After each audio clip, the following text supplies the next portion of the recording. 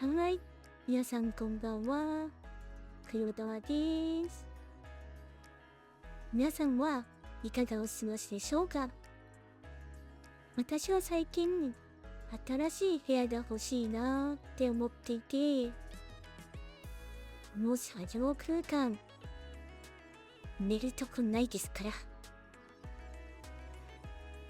ということで、今回は私の部屋であるマイルームの生成をしていきたいと思います。このマイルームができれば、今後のゲームプレイ動画にも活用していけるんじゃないかと。それでは早速、行ってみましょう。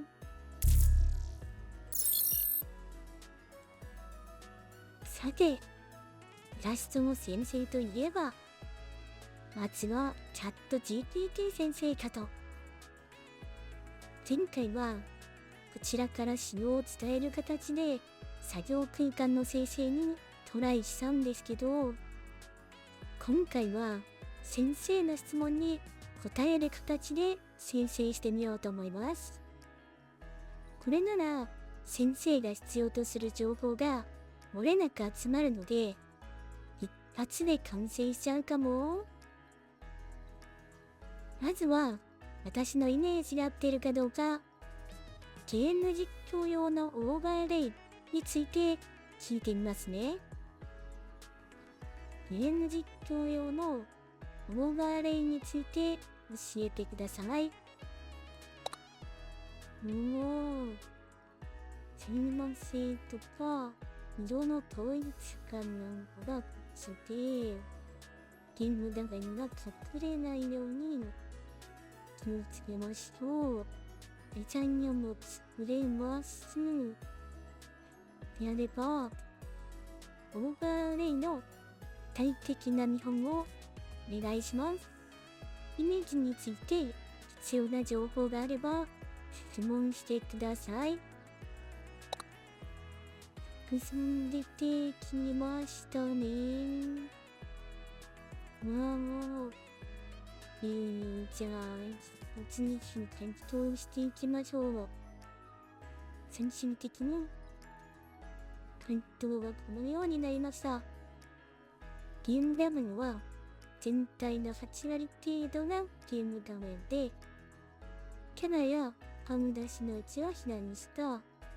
コメント欄を表示しない。テーマは私の部屋、猫がいる。オーバーレイに含めた要素はメモや表示、デコレーション。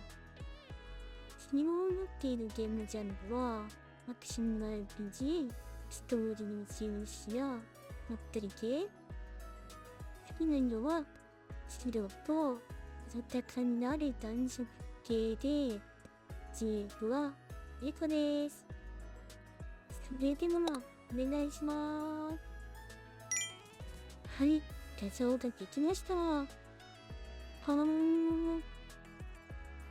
しこの絵が止めずと、この長さがちょっとオーバーレイには足りないかな。変更比を16対9にしてください。はい。横の長さが長くなりましたよ。すごいかも。これ、もしかして完成なのでは？大きなゲーム画面もあって、右側にはノート、猫さんもいっぱいいて、素敵な癒し空間になっているんじゃないでしょうか。あれ？でも、ゲームのジャンルのテイストに加えるって、アクション RPG って文字で書くのはずるくないんですか？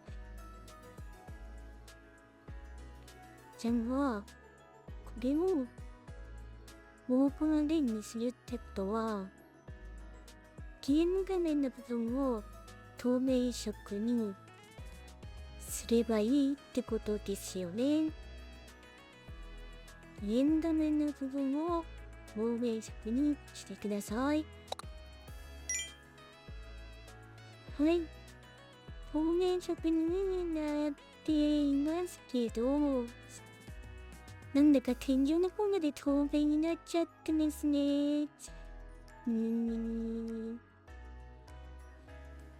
はい、ということで、フォトショップを使ってゲーム画面の切り抜きを行ってみました。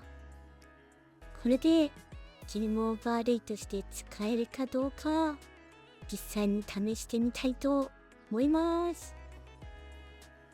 この画像をゲーム画面に当てはめると、はい、こうなりました。情報と大きさが合ってないかも。画像も横にちょっと小さいんですかね。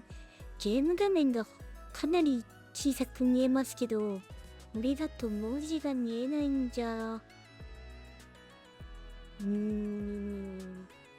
どうしようかな。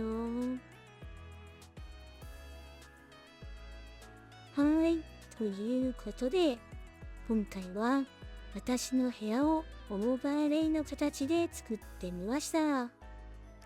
残念ながら、生成したイメージをそのまま使うと、大きさが合わないようです。この後も、もう少し改良できないか、試してみようと思います。それではまた次回、お会いしましょう。バイバーイ。